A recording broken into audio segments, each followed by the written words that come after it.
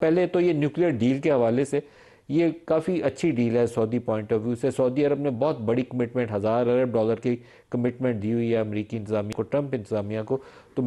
تو میرے خیال میں اس کا پہلا جو سمر ہے سعودی عرب کے لیے وہ یہ سول نیوکلیئر ڈیل کی شکل میں جلد ہی سامنے آنے والا ہے. سردار صاحب. جی جی بالکل درست ہے. اس کے بارے میں جتنے بھی مذاکرات تھے وہ گزشتہ برس کو اکتوبر میں مکمل ہو چکے تھے، اور سعودی عرب کے امریکہ کے سے تین مطالبات تھے. ایک یہ کہ انہیں جنگی ساز و سامان چاہیے تھا، دوسرے انہوں نے یعنی سویلین نیوکلیئر کیپیبلٹی کے لیے، اور خاص طور سے ان کو اجازت دی جائے کہ وہ جو اس کے کمپوننٹس ہوتے ہیں یا جو مشینری ہوتی ہے اس کی امپورٹ کی اجازت دی جائے امریکہ سے، اور ایک جامع معاہدہ کیا جائے جسے 123 سول نیوکلیئر اگریمنٹ کہتے ہیں. یہ امریکہ کے جو 1954 کے اٹامک انرجی ایکٹ ہے اس کے تحت دیا جاتا ہے.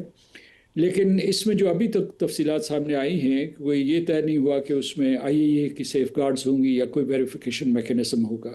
یہ سعودی عرب کا دیرینہ مطالبہ تھا کہ اگر یہ سہولت جو ہے کسی نہ کسی طریقے سے ایران کو حاصل ہے تو انہیں بھی حاصل ہونی چاہیے.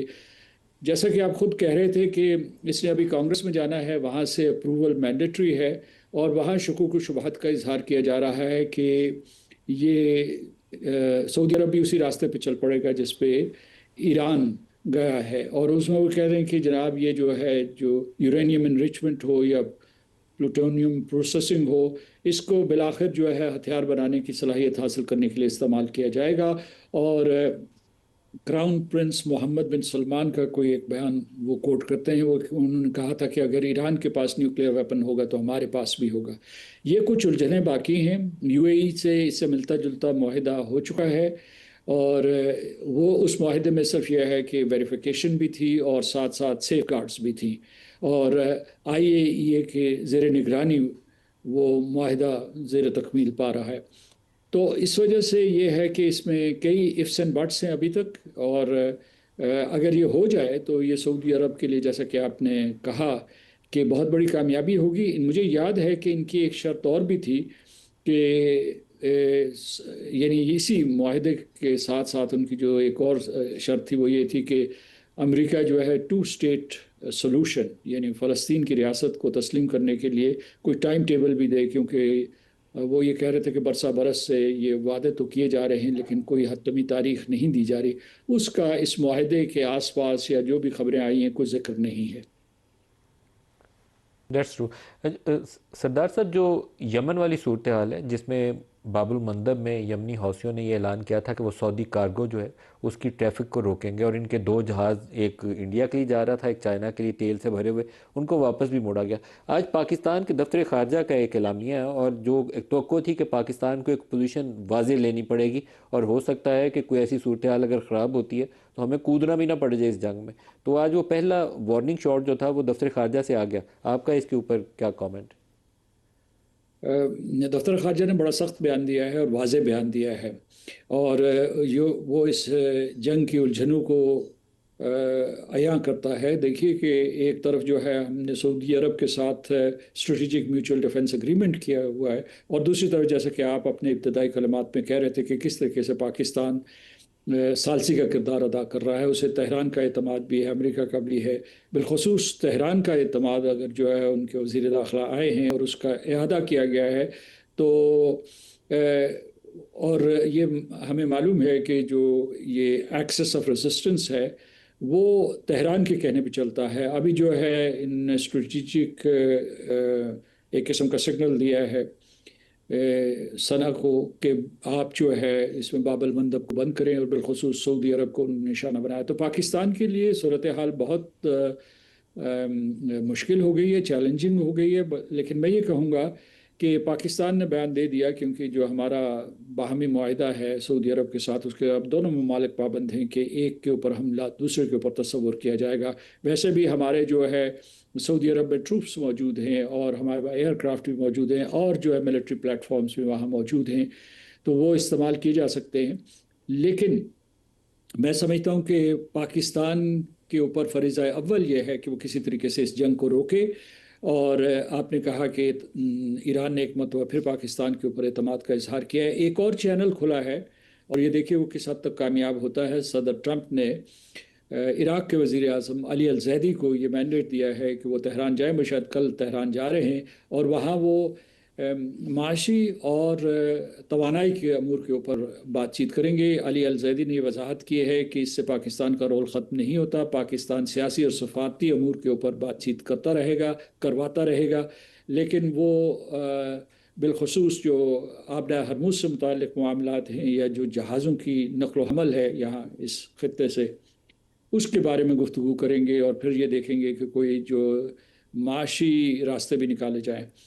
تو لیکن میں سمجھتا ہوں کہ اس وقت جو ہے ساری قوتیں مجتمع کرنی چاہیے پاکستان کی قیادت میں، جس میں قطر شامل ہو، عمان شامل ہو، سعودی عرب، ترکی اور مصر، تاکہ اس جنگ کو روکا جائے، کیونکہ امریکہ کا موڈ یہ ہے کہ بہت انہوں نے سخت، شدید اور مہلک ہولناک حملے کرنے ہیں ایران کے سویلین انفراسٹرکچر کے اوپر، تاکہ وہ بالکل بے دست و پا ہو جائے، اور اس حالت میں وہ اسے مذاکرات کی میز تک لانا چاہتے ہیں۔ ابھی جو ہے آپ نے دیکھا ہوگا کہ کیسے صدر ٹرمپ نے یہ دھمکی دی ہے کہ پک ایکس ماؤنٹین کے اوپر بھی حملہ کریں گے، جس میں ان کے مطابق وہاں کوئی جو ہے یہ انرچ یورینیم کے سٹاک پائلز مدفون ہیں۔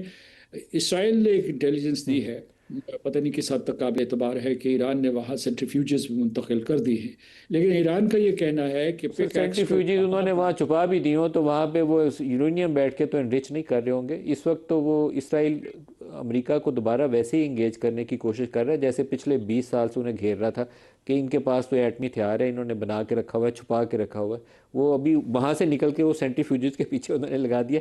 لیکن سر ایک جو امپورٹنٹ سچویشن ہے وہ مجھے لگتا ہے واشنگٹن کے لیے بھی بڑی بھاری پڑنے والی ہے۔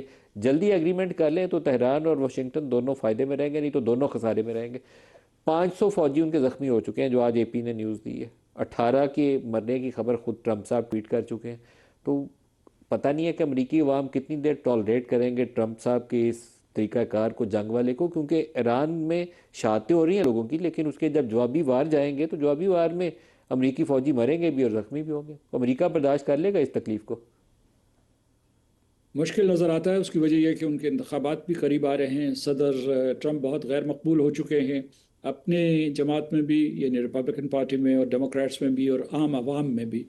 وہ اس جنگ کو بے مقصد سمجھتے ہیں، بے نتیجہ سمجھتے ہیں، اور اس کے بعد جو ہے آج یعنی کل جو ہیئرنگ ہو رہی تھی اس میں وزیر جنگ نے یہ کہا ہے کہ اس جنگ میں اب تک جو ہے $37 بلین خرچ ہو چکے ہیں، اور ان جو اضافی رقم مانگی ہے وہ تقریباً $87 بلین کی ہے۔ اور آپ کو پتہ ہے کہ صدر ٹرمپ نے آتے ہی بہت سی جو عام شہریوں کو فائدہ پہنچانے کی چیزیں تھیں، مثلا وہ تعلیم سے متعلق ہوں یا صحت سے متعلق ہوں، ان کو ختم کر دیا تھا، اور وہاں ایک خاص قسم کی ریزنٹمنٹ بھی پائی جاتی ہے۔ لیکن اگر یہ اتنی بھاری قیمت پہ یہ جنگ لڑی جا رہی ہے تو اس کا بیک کلیش آئے گا۔ اصل میں صدر ٹرمپ کی مجبوری یہ آ گئی ہے، یعنی وہ جنگ لڑنا چاہتے نہ چاہتے، انہوں نے جس مفاہمتی یادداشت پہ دستخط کیے تھے اس کا جھکاؤ ایران کی طرف تھا۔ تو اب ان کی یہ ہے کہ ان کی جو میگا کنسٹیٹوئنسی ہے اسرائیل کی لابی جو ہے انہیں کہہ رہی ہے کہ تم کمزور ترین صدر ہو امریکہ کی ہسٹری کے، اور ان کا مقابلہ جو ہے ہربرٹ ہوور سے کیا جا رہا ہے، جس کی وجہ سے great depression of the 30s trigger ہوا تھا۔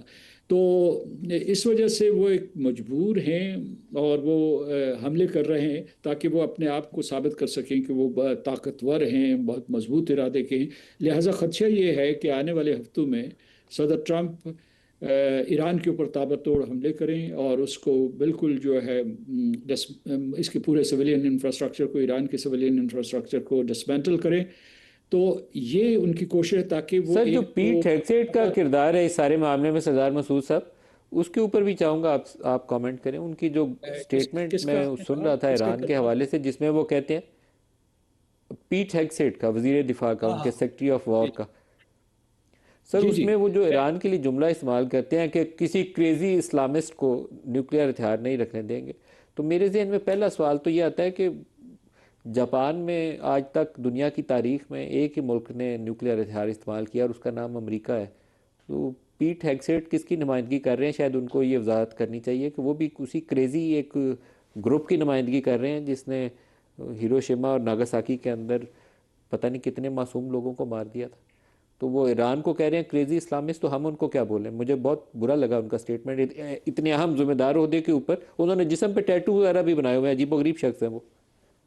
جی جی، اصل میں وہ جو ہے جو زائنسٹ کرسچینز ہیں ان کو ریپرزینٹ کر رہے ہیں وہاں، اور اس کے بعد وہ برملا کہتے بھی ہیں، یہ نہیں کہ وہ چھپاتے نہیں ہیں۔ اور دوسری یہ ہے کہ جو ٹیلی ایونجلسٹ ہیں وہ ان کا ساتھ دے رہے ہیں، اور انہوں نے اس جنگ کو ایک مذہبی رنگ دینے کی کوشش کی، ایک سیلیبی جنگ بنانے کی کوشش کی ہے، اور اسی لیے وہ اس قسم کے کوئی حوالے دیتے رہتے ہیں۔